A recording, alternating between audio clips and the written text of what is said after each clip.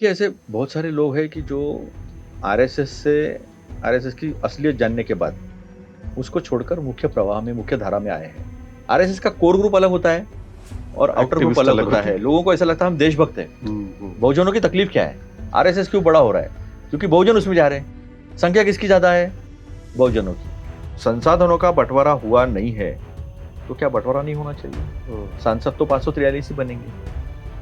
तो जात-पात के नाम पर चुनाव की बात नहीं है ये। राहुल जी का कहना ये है कि हमारी संख्या कितनी है? कितने ओबीसी है, कितने एससी है, कितने एसटी है और उन लोगों को नौकरियों में हमने कितना मौका दिया है। जो बजट बनता है इस देश का, उस बजट में इन लोगों का आवंटन कितना है? जो सेक्रेटरीज़ है हमारे, जो देश चलाते हैं एक्चुअली, क्योंकि कानून बनते हैं, योजनाएँ बनती है, यस, सरकार सब बनाती है, क्रियान्वयन संसद, करने के लिए। लेकिन इसका क्रियान्वयन तो सारे सेक्रेटरीज़ करते हैं। उसमें केवल 3 ओबीसी हैं। एससी, एसटी बहुत दूर की कौड़ी है।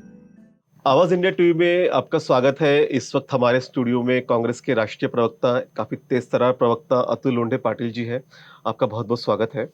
और अतुल जी विगत कई दिनों से नेशनल मीडिया में रहो या स्टेट की मीडिया में रहो, बहुत धुआंधार बैटिंग कांग्रेस के लिए करते हैं। और जितने भी उनके पैनल में लोग होते हैं, उनके तर्कों से वो बिल्कुल सहमत भी हो जाते हैं। ये कई बार हमने देखा है। आज वो हमारे स्टूडियो में आए, इसलिए उनका बहुत-बहुत स्वागत। सबसे पहला मेरा सवाल ये है कि कांग्रेस के लोग कहें या फिर इंडिया अलाइज या एमवीए के लोग जो है, बार-बार इस बात का ज़िक्र करते हैं कि देश का संविधान खतरे में है। और अगर 2024 में फिर से मोदी सरकार आती है, तो देश के संविधान को धोखा है। तो क्या लगता है आपको कि क्यों बार-बार ये ज़रूरत पड़ी है कि संविधान को धोखा है कहने की? और आपको क्यों लगता है कि किस तरह से देश में प्रोसेस हो रहा है कि संविधान खतरे में है? देखिए, इस देश में जब डॉक्टर बाबा साहब अम्बेडकर ने संविधान दिया, तो हमने कई बातों पे सहमति दर्शाई थी संविधान सभा ने। जो भूतकाल में हो गया, वो हो गया। उसकी रंजिश लेके हम जिएँगे नहीं। बिल्कुल नहीं। और वो एक ऐसा करार था कि अभी सभी लोग समान हैं। हाँ, यस, समानता उसकी एक बहुत बड़ा उसका आत्मा है। यस। डॉक्टर बाबा साहब अम्बेडकर ने उसको कहा था, आर्टिकल 32 जो है, उसे सोल ऑफ द कॉन्स्टिट्यूशन कहा था, आत्मा कहा था संविधान का। हुँ, हुँ। मैं ऐसा कहता हूँ कि समानता संविधान का आत्मा है, वही 32 आर्टिकल। राइट। तो आम आदमी भी सरकार के खिलाफ हाँ, न्यायालय में जा सकता है। बिल्कुल, इस देश में 5000 साल में बहुजन व्यक्ति को या बहुजन लोगों को गुहार लगाने की पंचायत में भी इजाज़त नहीं थी। सही बात है। ये इतनी बड़ी बात थी। शिक्षा के अधिकार नहीं थे, संपत्ति अधिकार नहीं थे। कोई अधिकार नहीं था हुँ। और अपनी सरकार चुनने का अधिकार मिलना, हाँ, वोटिंग राइट्स भी मिले। ये बहुत बड़ी बात थी। यानी इस यस, देश का सबसे अमीर आदमी, मैं नाम भी नहीं लूँगा उसका, हाँ। क्योंकि ईमानदारी से बिज़नेस करके अमीर नहीं बना है वो, यस, सत्ता का इस्तेमाल करके अमीर बना है। उसके मत का वैल्यू और मेरे यहाँ एक गरीब आदमी जो रास्ते पे बैठा है, उसके मत का वैल्यू एक है। एक ही है। यानी सरकार बदलने की शक्ति उसको जितनी मिली, उस उतनी अमीर को भी मिली जितनी गरीब को मिली है। बिल्कुल सही। और यही अधिकार शिक्षा, स्वास्थ्य, फ्रीडम ऑफ स्पीच, ये सारे अधिकार देती है। नौकरी हासिल करना, बड़े से बड़े पद पर जाना। हुँ, हुँ। इसी से एक विचार हुआ कि क्रिकेट की टीम भी है तो इसमें प्रतिनिधित्व है क्या? हुँ, क्या हुँ। इस समाज में प्लेयर्स नहीं है क्या? यस। वहाँ से क्रिएट करने की कोशिश की गई है। हुँ, हुँ। आपने देखा होगा, हॉकी की टीम हो या क्रिकेट की टीम हो या फुटबॉल की टीम हो, एक मुस्लिम 2 खिलाड़ी, 3 खिलाड़ी हमारे यहाँ रहते ही हैं हुँ, और हुँ। कितना देशभक्ति का जज़्बा दिखा के खेलते हैं वो। बिल्कुल, सही बात है। तो इसको तोड़ने की कोशिश हुई है। हुँ, ये फैब्रिक को तोड़ने की कोशिश हुई है।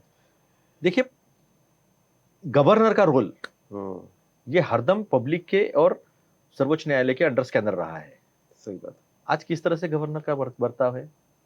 मोदी जी जो कहते हैं उसके उल्टा होता है। हुँ, मोदी जी ने आते बरोबर कोऑपरेटिव फेडरलिज्म की बात की थी, सहकारिता।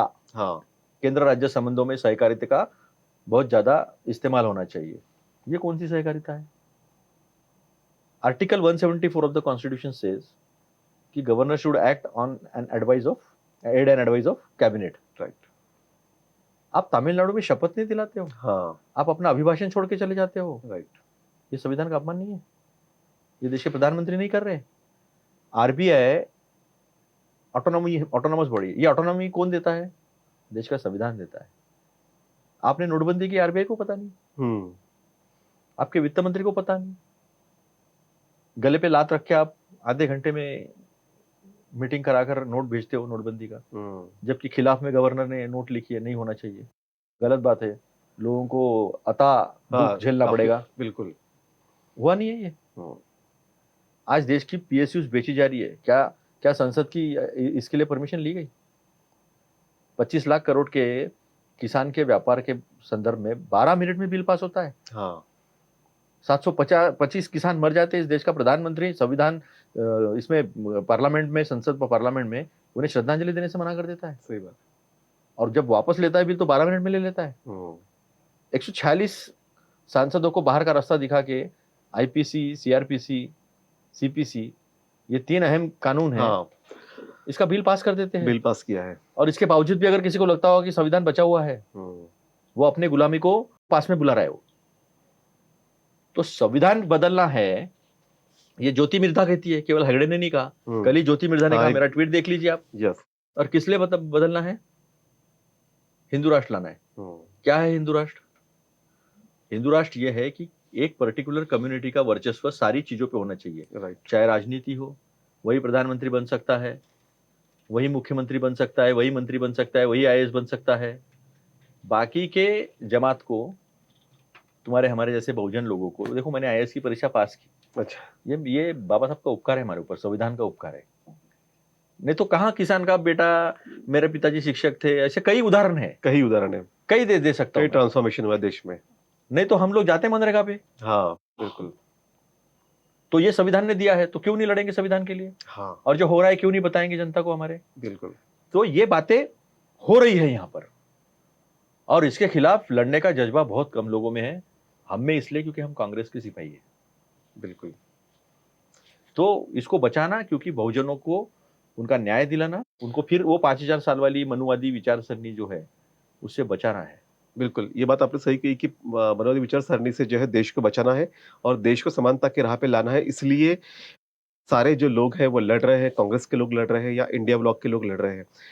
इसी के साथ-साथ मेरा एक सवाल ये भी है कि देश में जाति जनगणना का मुद्दा कांग्रेस ने बड़े पैमाने पे लिया है।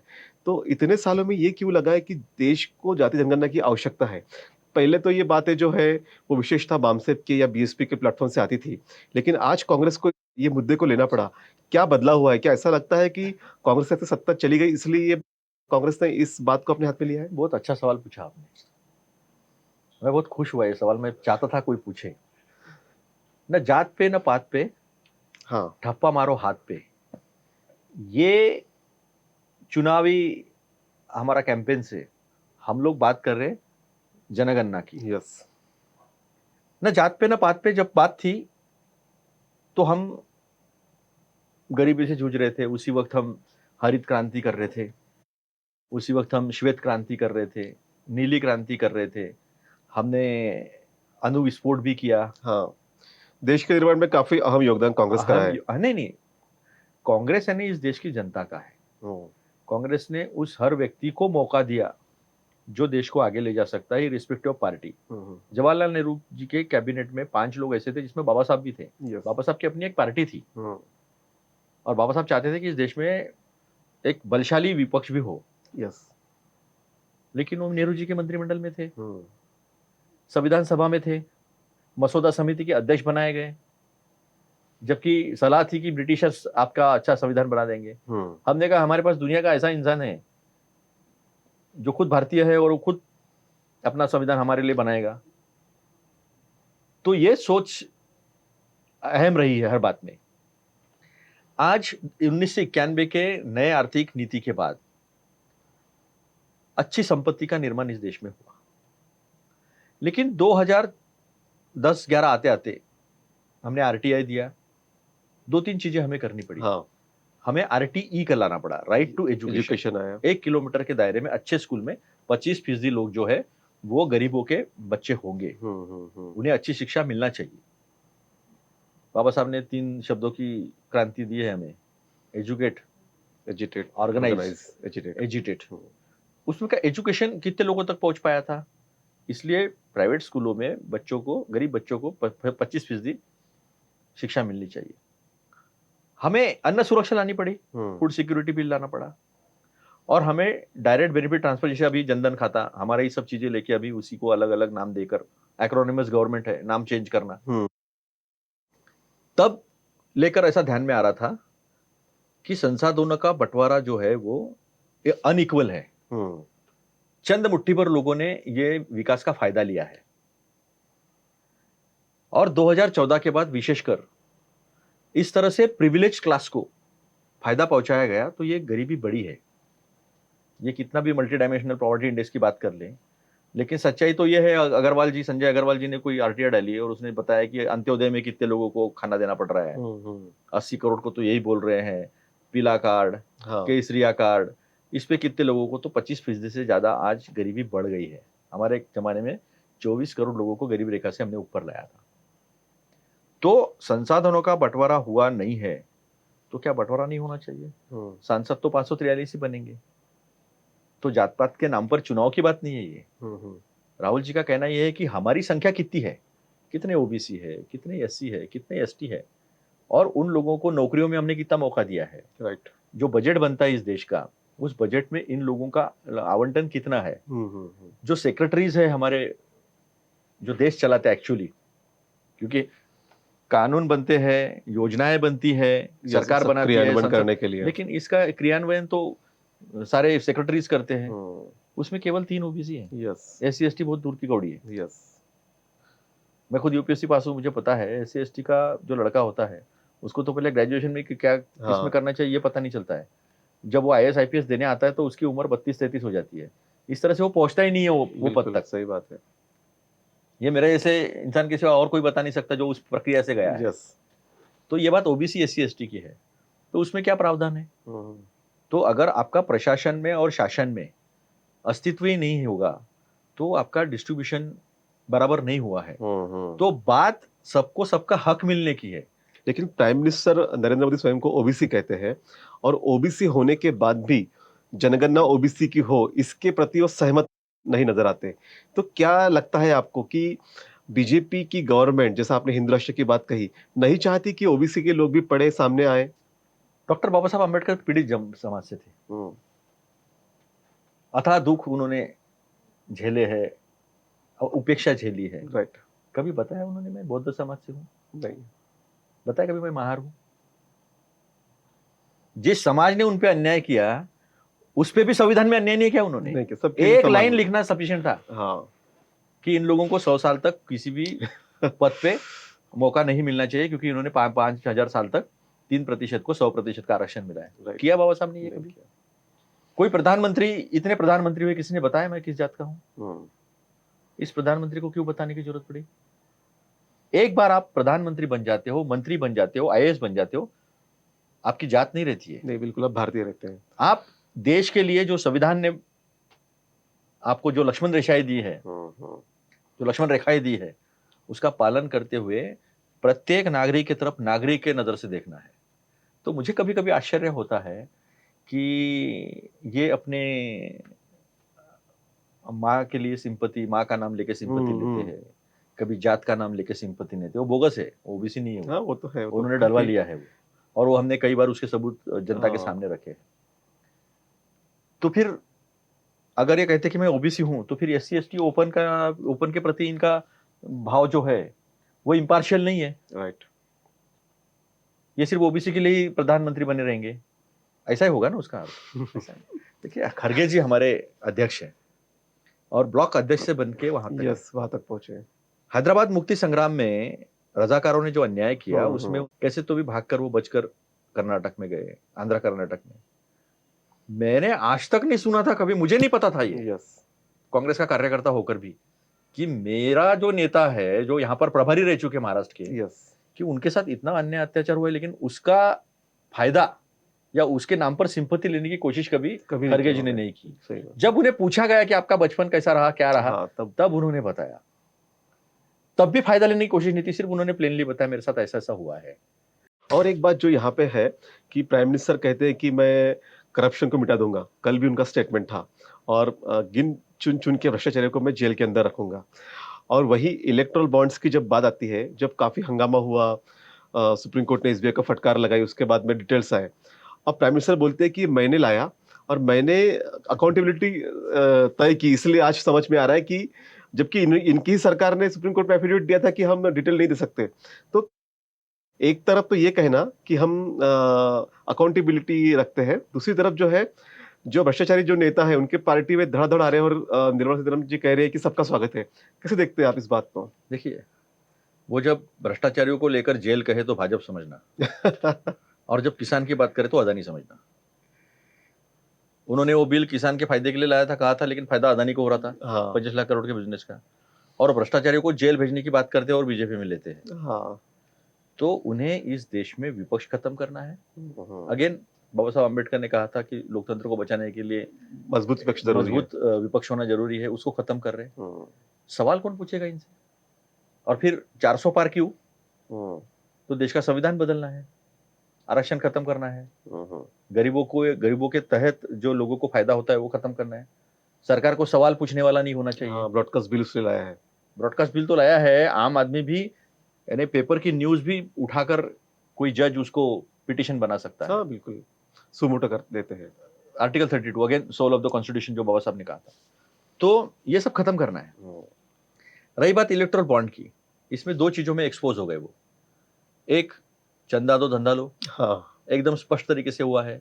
दूसरा, वसूली भाई हो गई है कि ईडी इनकम टैक्स की रेड होने के बाद वो लोगों ने बॉन्ड लिया है। तीसरा, इनका शेल कंपनियों का पैसा आया है। और चौथा तो इतना भयानक है कि किसी कंपनी का 5 करोड़ का प्रॉफिट है, 185 करोड़ वो चंदा दे रहे हैं। चंदा दे रहे हैं, यस। इससे बड़ा भ्रष्टाचार क्या होता है? तो मैं जब सभाओं में जाता हूं तो मैं यही कहता हूं कि इलेक्ट्रोल बॉन्ड, यानी समझ लो आप, जो दादा होता है बस्ती का, वो पानी पूरी का ठेला, सब्जी का ठेला, इनको हाँ धमकी देता है कि तुम मेरे को अगर हफ्ता नहीं दोगे तो तुमको मैं यहाँ ठेला लगाने नहीं दूंगा। बिल्कुल बस सही बात। इलेक्ट्रोल बॉन्ड ऐसी है। एक बात और ये है कि इन दिनों सुप्रीम कोर्ट काफी प्रोएक्टिव दिख रहा है। हमने देखा कि कांग्रेस पे जो नोटिस आया इनकम टैक्स का, उसको भी उन्होंने, इनकम टैक्स ने सुप्रीम कोर्ट के सामने कहा कि हम इलेक्शन तक इसको प्रोसीड नहीं करेंगे। दूसरी बात, पहली बार ऐसा हुआ है कि वीवीपैट की गिनती होनी चाहिए। ये भी एक नोटिस सुप्रीम कोर्ट ने इलेक्शन कमीशन को भेजा है। आपको क्या लगता है कि जिस तरह से कई बार सवाल उठे ईवीएम के संदर्भ में और वीवीपैट के 100% मिलान की बात भी कही गई, पहली बार सुप्रीम कोर्ट ने अभी जवाब मांगा है। क्या लगता है कि ये होना चाहिए? ये बेहतर लोकतंत्र के लिए बहुत ज़रूरी है? देखिए, आप बोलोगे फिर बाबा साहब की बार बार आप बताते हो बात, हुँ, लेकिन वो आदमी ही इतना आगे था अपने सोच से। हम लोग कल का नहीं सोच सकते। उन्होंने ये कॉन्स्टिट्यूशन कैसा लागू होगा, क्या होगा, इसका कितना पहले सोच के रखा था। हुँ, हुँ, हुँ, 25 नवंबर 1949 का उनका भाषण सुनिए आप, जब संविधान सुपुर्द किया उस वक्त का, और उन्होंने जो कहा था वो हो रहा है। हुँ, उन्होंने कहा था कि free and fair elections, right. ये बहुत जरूरी है लोकतंत्र को मजबूत करने में। भारत इलेक्ट्रॉनिक्स लिमिटेड में जो ईवीएम बनाती है, उसमें 4 डायरेक्टर बीजेपी के क्यों? हुँ, हुँ, तत्काल हटा देना चाहिए था। बिल्कुल। चुनाव आयोग की चयन समिति जो है, उसमें अगेन वही बेसिक स्ट्रक्चर की बात आती है हुँ, हुँ, कि लोकतंत्र होना चाहिए, एक भी अगर नहीं कहे तो सुनना चाहिए। अशोक लवासा का क्या हुआ, गोयल का क्या हुआ? गोयल तो इनका चाहता था, हुँ, बेचारा भाग गया, मैं ये पाप नहीं कर सकता हूँ। बिल्कुल। तो इन्होंने चयन इससे समिति पहले से, एक इलेक्शन कमीशन पिछले बार भी भाग गए थे, अशोक अशोक लवासा, लवासा। हुँ, उनके ऊपर रेड हुई थी, उनके रेड भी हुई थी इनकम बिजनेस के टैक्स की। ऊपर। तो इसकी तटस्थता हुँ, और इसका लोकतांत्रिक नेचर दोनों खत्म किया, क्योंकि आपने उच्चतम न्यायालय के सर्वोच्च न्यायाधीश को इससे हटा दिया हुँ, हुँ, हुँ, यस। और एक जूनियर मंत्री को उसका सदस्य बना लिया 3 सदस्यों के इसमें। वो क्या मंत्री डिसेंट दे सकता है? नहीं। विरोध में बात कर सकता है? मेरी रोज एक कंप्लेंट जा रही है। हुँ, बावन कुले जी ने सुप्रीम कोर्ट के पावर यूज अप कर हाँ, लिए यूज़ थे, अप कर लिए उसके नवनीत राणा ऊपर के मैंने संदर्भ डाला। में, यस। उनको इमीडिएट नोटिस जानी चाहिए थी, हाँ, ये प्रोएक्टिवनेस होना चाहिए। नहीं किया। हुँ, देवेंद्र फडणवीस जी कहते हैं कि मैं सारे गुने माफ कर दूंगा, हाँ, जबकि हाई कोर्ट सुप्रीम कोर्ट के डायरेक्शन से कि समिति होगी और समिति के यस, रिकमेंडेशन पे ही आप ये कर पाओगे। यस, फिर यस। आपने कैसे फोन पे बोल दिया, उसका मैंने सबूत के साथ इलेक्शन कमीशन को दिया, हुँ, उनको हुँ, कोई डायरेक्शन नहीं है। बच्चों का इस्तेमाल चुनाव में हो नहीं सकता, ये इलेक्शन कमीशन के डायरेक्शन है। हुँ, हुँ, अभी मैं उसकी कंप्लेंट गडकरी के खिलाफ दे रहा हूँ। केवल रमानी स्कूल के बच्चे जो है, अच्छा, उन्हें खड़ा करके उनका प्रचार, कितनी धूप है, इतनी तेज़ किसी धूप में। बच्चे को कुछ हो गया तो कौन इसकी जिम्मेदारी लेगा? उनका इस्तेमाल गडकरी के चुनाव के लिए किया है। हुँ, हुँ। ये तो किसी को चाय भी नहीं पीने वाले थे। देसी नहीं दूंगा, विदेशी नहीं दूंगा, मैं बाहर नहीं निकलूंगा, मैं प्रचार नहीं करूंगा, मैं होर्डिंग नहीं लगाऊंगा। क्यों गली गली घूम रहे हैं हम्म, और क्यों बच्चों का इस्तेमाल कर रहे हैं? खौफ है। खोखली बातें हैं ना। 50 करोड़ से भाषण शुरू करना और हाँ, 2-4 लाख करोड़ तक लेके जाना। जनता देख रही है क्या है। आपने सीमेंट रोड ऐसे बना दिए, ऊपर ऊपर दोस्तों को फायदा हो गया यस, और एक बारिश में लोगों के घर में पानी घुस जाता है, लोगों के यस, फर्नीचर खराब, गरीबों का अनाज खराब, सारी बनी बनाई चीजें खराब हो जाती है। तो ये भी हमने देखा है। हम्म, हम लोग ने अभी तक कभी इस तरह की बारिश में इस तरह का बाढ़ देखी नहीं थी। या पहली वो बार भी हुआ दिखा ऐसा। दी इन लोगों ने। हम्म, तो ये बातें स्पष्ट रूप से सामने आती है कि चोर के दाढ़ी में तिनका दिखता है। हम्म, 8 महीने से, अगस्त से 28 प्रिंसिपल अपोजिशन पार्टियां, विपक्षी पार्टियां जिसमें कांग्रेस मेन है, ये इलेक्शन कमीशन को समय मांग रहे हैं कि हम लोग, आप ईवीएम बंद नहीं करना चाहते चलो छोड़ दो, लेकिन कम से कम वीवीपैट की स्लिप जो है वो हाथ में हाँ, आए, यस, वोटर देखे, एंश्योर करे। ये संवैधानिक अधिकार है उसका कि हाँ, मैंने उसको वोट दिया जिसका आया है क्या, और बॉक्स में डाल दे यस, और बिल्कुल, उसको गिने। सिंपल। क्या दिक्कत है? 45 दिन के प्रोसेस की जगह 50 दिन लग जाएंगे, क्या फर्क पड़ने वाला है? हाँ, चुनाव तो 2 महीने चल रहे हैं। लेकिन लोगों को ये विश्वास होना चाहिए कि मैंने जिसको वोट दिया है यस, उसी की सरकार आई है। ये विश्वास हासिल करना लोकतंत्र को मजबूत करने के लिए सबसे अहम यस, स्टेप है। तो ये क्यों नहीं करना चाहते, इसलिए मैं कहता हूँ कि चोर के दाढ़ी में तिनका है। हम्म, लेकिन आपके माध्यम से मैं जनता से दरखास्त करूंगा, ये चुनाव असाधारण चुनाव है। यस, कुछ गलतियां हमसे होगी, कुछ हमारे दोस्तों से गलतियां होगी। ये सब चीजों को दूर कर, दरकिनार कर, बड़ी संख्या में संविधान के फेवर में मतदान करें। बिल्कुल। मतदान का विभाजन न करें। विभाजन में हम हारे साहब। अच्छा, आपने विभाजन की बात कही, तो आपने काफ़ी कोशिशें की थी प्रकाश अम्बेडकर साहब को साथ में लाने की, कई मीटिंग्स भी हुई, लेकिन कई बार एलिगेशंस भी आप पे लगे कि आपने उन्हें मीटिंग में नहीं इनवाइट किया, आपने केवल 3 सीटें ऑफ़र की और उन्होंने 7 सीटों पे आपको पाठिंबा देने की बात भी कही थी। इसके बावजूद कल आपने उनके खिलाफ में कैंडिडेट उतार दिया और वो कहा जाता है कैंडिडेट जो अकोला से आपने उतारा वो आरएसएस से संबंधित है। इसको जस्टिफाई कैसे करेंगे? नहीं, देखिए ऐसे बहुत सारे लोग हैं कि जो आरएसएस से, आरएसएस की असलियत जानने के बाद हुँ, हुँ। उसको छोड़कर मुख्य प्रवाह में, मुख्य धारा में आए हैं। आरएसएस का कोर ग्रुप अलग होता है हुँ, और आउटर ग्रुप एक्टिविस्ट अलग अलग होता होते है। हैं। लोगों को ऐसा लगता है हम देशभक्त हैं। हुँ। बहुजनों की तकलीफ क्या है? आरएसएस क्यों बड़ा हो रहा है? क्योंकि बहुजन उसमें जा रहे हैं। हाँ, संख्या किसकी ज्यादा है? बहुजनों की। बहुजनों की।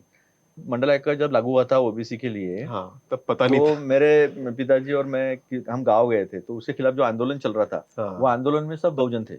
उनको फायदा होने वाला था और वो उसके खिलाफ वही आंदोलन कर ये रहे थे। आंदोलन कर रहे थे, ये सबने तो ये देखा ही है। हमारा भोलापन जो है, हाँ, ये जो भोलापन है हमारी जनता का, इसका फायदा लोग उठाते हैं। हाँ, तो वैसे कई बहुजन लोग जो है वो वापस भी आए हैं, कन्फेशन दिया है राइट। और हम संविधान के लिए हमें काम करना है, और ज्यादा, हमसे भी ज्यादा प्रेरित होकर वो लोग काम करें। उसमें से एक अभय पाटिल है। यस। अब रही बातचीत चल रही है। हुँ, प्रकाश आंबेडकर जी की जिम्मेदारी आप हम किसी भी नागरिक से ज्यादा है। वो आंबेडकर जी के प्रपौत्र तो है, लेकिन वो एक प्रबुद्ध नागरिक भी है। हुँ, उन्हें संविधान का ज्ञान भी है और वो सोच भी है कि आगे क्या हो सकता है। वो भी उसी विचार के लिए लड़ रहे हैं, हम भी उसी विचार के लिए लड़ रहे हैं। 5 जगह की बात उनको ऑफर दी थी, 5 जगह की। हुँ। और वो जो जगह थी 27 सीटें उन्होंने दी थी, उसी में थी या अलग से थी? नहीं, उन्होंने कभी कोई ऑफर ही नहीं दिया है। 27 सीटें बताई 27 थी। सीटों के उन्होंने कहा कि 27 सीटों पे हमने तैयारी की है। हुँ। जब हम चर्चा करते हैं तो कहाँ कितने वोट थे, कितना वोट अपना हुँ। जोड़ा जा सकता है एक दूसरे के साथ। ये सारी अलग अलग तरह की एक कैलकुलेशन के लिए चर्चाएं होती है, राइट, राइट। क्योंकि मुझे इतनी जगह चाहिए ऐसा कोई बोल नहीं सकता है। नहीं होता है। कैलकुलेशन के हिसाब से वो डिसाइड होता है, तय होता है कि कौन कितनी जगह जीत सकता है। हुँ। तो हम आज भी अपेक्षा करते हैं कि पर जब आपने कैंडिडेट देने के बाद भी अपेक्षा करते हैं? जब चर्चाएं चल रही है, हाँ। तो चर्चा ये चल रही है कि वो हमारे साथ आए, हम उनके साथ जाए, और एक संयुक्त अगर हम लड़ा देंगे तो इस देश का जनमत आज भी इनके खिलाफ है। हुँ। 2014 में इतना सब शोर था, फिर भी 32% ही इनको मतदान था, मैं इंडिया को 45 मिला पूरा मिला के। पूरा मिला के। अभी तो एनडीए बचा नहीं ना, शिवसेना निकल गई, अकाली दल निकल गया, एआईएडीएमके निकल गया, उधर उधर उधर टीडीपी का नहीं हुआ, टीडीपी साथ में आए। टीडीपी साथ में आया है सिर्फ, और बीजेडी भी उनका हाँ, हो नहीं बीजेडी पाया से नहीं है। हो पाया। अब बहुत सारे लोग निकल गए हैं। हुँ। अब कहाँ एनडीए बचा है? अब तो ये डर के मारे लोगों को लेना, तोड़ना, फोड़ना, पार्टियां, ये सब जो चल रहा है, ये उनका चल रहा है। तो बात, मसला कितने सीट किसको मिल रहे हैं तो नहीं है। हुँ। कांग्रेस तो राष्ट्रीय पार्टी है, लेकिन शिवसेना से कम सीट लड़ रही है। हाँ, तो हमारी बाला साहब आंबेडकर से यही अपेक्षा है कि हम मिलकर लड़ते हैं, राइट। पहले इनको हटाते हैं, संविधान को इस्टेब्लिश करते हैं, और उसके बाद में अपने अपने पार्टी को बढ़ाते हैं।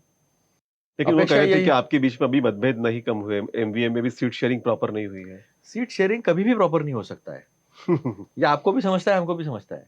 सीट शेयरिंग में तकरार होती है क्योंकि कार्यकर्ता नीचे का चाहता है कि मेरा हर सीट हम लड़े, हम्म, तो उसके वजह से वो थोड़ा-सा टकराव होता है। हम्म, लेकिन जब उद्देश्य बड़ा हो तो थोड़ा पीछे भी हटना पड़ता है। राइट, हम बिहार में हटे, हम यूपी में हटे, बहुत जगह ऐसा हुआ ना। यस, राहुल गांधी जी ने इंग्लैंड में कहा था कि Indian democracy is a public good. हाँ, जिन-जिन देशों में हमारे जैसे बहुजनों पे अत्याचार अन्याय हो रहा है, उनको आशा का किरण दिखाने वाला लोकतंत्र हमारा है। बिल्कुल, नेल्सन मंडेला ने किसका आदर्श लिया? हाँ, महात्मा गांधी का और डॉक्टर बाबा साहब अम्बेडकर का। ओबामा क्यों बना उस देश का राष्ट्रपति? हाँ, हमारे वजह से बना। अफर्मेटिव एक्शन कहाँ से आई है? यहाँ से आई है, शाहू महाराज ने पहले पहला, रिजर्वेशन दिया, यस, डॉक्टर बाबा साहब अम्बेडकर ने उसको संविधान में लाया। उसी के ऊपर, उसी तर्ज पर कई कई लोग कहते हैं कि ये मनुवादी लोग बड़े होशियार होते हैं। ये दिखाते हैं कि अमेरिका में तो रिजर्वेशन नहीं है, हाँ, वो अफर्मेटिव एक्शन कहते हैं। यस, तो ये भ्रांतियां फैलाना, और बड़ी ताकत से भ्रांतियां फैलाते हैं। हमारी तुम्हारी, हम एक तो झूठ नहीं बोल सकते, हमारे घर में पहले झूठ का नफरत होती है, बचपन से संस्कार नहीं होते। इनके यहाँ बचपन से संस्कार होते हैं कि ये बोलना है, हाँ, ये करना है। तो इसका अंतर है वो। तो हम अभी भी अपेक्षा कर है। बिल्कुल, आप अपेक्षा कर रहे हैं। एक अंतिम सवाल मेरा आपसे ये है कि जिस तरह से देश में एक माहौल बना है, ऑटोक्रेसी की बात हो रही है कि देश ऑटोक्रेटिक बिहेवियर की तरफ जा रहा है, माहौल में जा रहा है और देश में तानाशाही है, 2-2 सीएम अरेस्ट होते हैं, इलेक्शन कमीशन में ठीक-ठाक नहीं चल रहा है, बेरोज़गारी का सबसे जो दर है सबसे हाईएस्ट है और इसके बाद भी बीजेपी के लोग अपनी उपलब्धियाँ काफ़ी गिनाते हैं। वो कहते हैं कि हमने गरीबों के लिए काम किया, देश के लिए काम किया। ऐसी सिचुएशन में आपको क्यों लगता है कि ये जो आपका एमबीए है महाराष्ट्र में या फिर इंडिया गठबंधन है, ये देश के लिए एक पर्याय साबित हो सकता है और 10 साल का जो शासन मोदी साल का रहा है, ये शासन से बेहतर शासन आप दे सकते हैं? देखिए, शिक्षा, हुँ, स्वास्थ्य, इसको जितना बेहतर करोगे ना, उतना आपको प्रधानमंत्री आवास योजना की जरूरत नहीं पड़ेगी। हुँ, 80 करोड़ लोगों को 2 रुपए 3 रुपए किलो में 5 किलो अनाज देने की जरूरत नहीं सही पड़ेगी। बात। कांग्रेस ने योजनाएं ऐसी लाई है कि इसका सपोर्ट देते हुए बचा हुआ पैसा एजुकेशन पे और स्वास्थ्य पे खर्चा होना चाहिए। अब राहुल जी ने जो गारंटीज दी है, कांग्रेस ने जो गारंटीज 5 दी है, गारंटी है। 5 गारंटी में वो क्या कहते हैं कि 30 लाख नौकरी आपने बंद कर दी। हुँ, प्रॉफिट में चलने वाली नवरत्न कंपनियां जो है, वो पीएसयूज़ आपने है। क्यों बेच रहे? हुँ, हुँ, फर्क कैसा पड़ता है? देखो, सामाजिक बदलाव कैसे आते हैं। जब पीएसयूज में आपको आरक्षण देना पड़ता है, हाँ, पीएसयूज में मेरिट पे बात होती है, तो पीएसयूज में एक कोई गरीब लड़का हमारे टिमकी का, हुँ, जरी पटका का, कहीं का भी, कहीं का भी। गोलीबार चौक का, यस, कहीं का भी लड़का अगर इंजीनियरिंग होने के बाद या ग्रेजुएशन होने के बाद, एमबीए होने के बाद उस कंपनी में जाता है, तो उसका स्टेटस धप से ऊपर आ जाता है। यस, सामाजिक आर्थिक उसके बदलाव आ जाते आ हैं। जाते हैं, हाँ। उसकी अगली पीढ़ी अच्छे स्कूलों में ऑटोमेटिक, फिर सरकार का सपोर्ट की जरूरत नहीं होती। हुँ, हुँ, आपने तो यही बंद कर दिया। राहुल जी क्या कहते हैं कि 30 लाख नौकरियां हम एक प्रिस्क्राइब्ड शेड्यूल टाइम में उसको फुलफिल कर देंगे। हुँ, हुँ, ये कहते हैं कि इंजीनियरिंग डिप्लोमा या आईटीआई होने के बाद 1 साल तक आपको कंपलसरी अप्रेंटिसशिप मिलेंगी, 1 हाँ, लाख रुपए 1 लाख मिलेंगे। रुपए। ये अच्छा एक देखो, महिला जो है ना, वो घर की अर्थमंत्री होती है। हुँ, इन्होंने नोटबंदी में उसकी डिब्बे के भी पैसे ले लिए, मियाँ बीबी को लड़ा लोगों के दिया। पैसे मियाँ जेब बीबी में को लड़ा पैसे दिया। नहीं है। हाँ, बिल्कुल। उनके जेब में 1 लाख रुपया सीधा डालने की बात क्यों कर रहे हैं? वो पैसा जो है ना, वो या तो बच्चा बेटा बेटी को पढ़ाने के लिए खर्चा करेगी, हुँ, या घर के इमरजेंसी के लिए खर्चा करेगी, या बेटा बेटी की शादी के लिए खर्चा करेगी। इसलिए उसके अकाउंट में हर साल का 1 लाख की बात है। किसानों को स्वामीनाथन कमीशन के हिसाब से एमएसपी हुँ, का कानून बनाने की बात की है। आप बात को समझो, किसानों के कर्जा माफी के लिए एक कमीशन की बात की है कि कंटिन्यू रिव्यू करते रहेगा, राइट। वो भी कानून बनेगा। हुँ, हुँ, हुँ, गिग वर्कर जो है, अब इन्होंने गिग वर्कर बना दिया सबको, हुँ, बेचारे गाड़ी लेके घूमते रहते हैं। उनको क्या सुरक्षा है? क्या सामाजिक सुरक्षा है कोई? नहीं। कितने काम के उनके आवर्स होने चाहिए? अगेन फिर बोलोगे आप बाबा साहब की बात बता रहे हैं। इस देश में बाबा साहब के आंदोलन की वजह से कामगारों के प्रति ये जो महिलाओं को डिलीवरी की छुट्टी मिलती है, यस, और काम के आवर्स जो है अब वो 8 निर्धारित घंटे होते में हैं। जो आए हैं, राइट। निर्धारण जो है वो अगेन बाबा साहब के आंदोलन की वजह से हुआ है। हुँ, हुँ, तो ये सारी सुरक्षा और बीमा सुरक्षा, एक्सीडेंट बीमा यस, सुरक्षा, ये सारी बातें जो है राहुल जी करते हैं। तो आर्थिक दृष्टि से सक्षम करना, सामाजिक स्तर को जनगणना के स्तर पर उठाना और युवाओं को भटकने के बजाय युवाओं को एक दिशा दिलाना। राइट। ये बात जो है, ये बात राहुल जी कर रहे हैं। इनके पास क्या प्रोग्राम है? बड़ी बड़ी हाँकना और वास्तविकता में बहुत अंतर होता है। इन्होंने कहा था भांडे वाडे का डंपिंग यार्ड, थोड़ा लोकल इश्यूज पे बात हो जाए। हाँ, यस यस। कि उस पे हम कचरे से इलेक्ट्रिसिटी जनरेट करेंगे, ये करेंगे, बड़ी बड़ी आंखें थे। 3 बार उद्घाटन किया, हुआ है? नहीं हो पाया। 24/7 2012 से बोल रहे थे पानी मिलेगा। पानी मिलना तो दूर, ऐसे मीटर बिठा दिया कि उसमें से हवा निकलती तो भी मीटर घूमता है। जो पानी कंज्यूम ही नहीं, जो पानी इस्तेमाल ही नहीं किया, उसका बिल लोगों को भरना पड़ता है। नागपुर कॉर्पोरेशन खत्म हो चुकी है आर्थिक दृष्टि से, तनख्वाह देने के लिए पैसे नहीं रहते हैं। यस, सरकार से आते हैं। ये अंबाझरी की बात की थी, क्या हुआ? अंबाझरी का सबने तमाशा देखा। यस। उसको रीअसेस करके अभी उसको रिस्ट्रक्चर नहीं किया तो अंबाझरी तालाब फूट के पूरा दक्षिण पश्चिम बह सकता है। इन्होंने कहा था कि ऐसा नाग नदी को बना दूंगा कि बोट बिठा दूंगा। यहाँ से अंबाझरी से अंबर तक जाने कागज बात की नाव कही। नहीं डाल सकते उसमें, ये बोट की बात करते हैं। बिल्कुल, ये बातचीत का सिलसिला बिल्कुल हम आगे भी आपसे बातचीत करते रहेंगे। बहरहाल आज आप हमारे स्टूडियो में आए और संविधान के संदर्भ में इसे बचाने के लिए कितनी ज़रूरी है लोगों की एकता, इस पर आपने बात कही। बाबा साहब डॉक्टर अम्बेडकर के संदर्भ में आपने बहुत ही विस्तार से उनके नेशनल विजन को आपने सामने रखा और देश की जो वर्तमान सरकार है किस तरह से करप्ट सरकार है, इस पर भी आपने बातचीत रखी। तो आप हमारे बीच में हमसे बातचीत साझा की, इसके लिए आपका बहुत बहुत धन्यवाद। हम चाहेंगे कि लोग इस बातचीत से समझे, जाने, तर्क करें और उसके अकॉर्डिंग ही वोटिंग करें। धन्यवाद।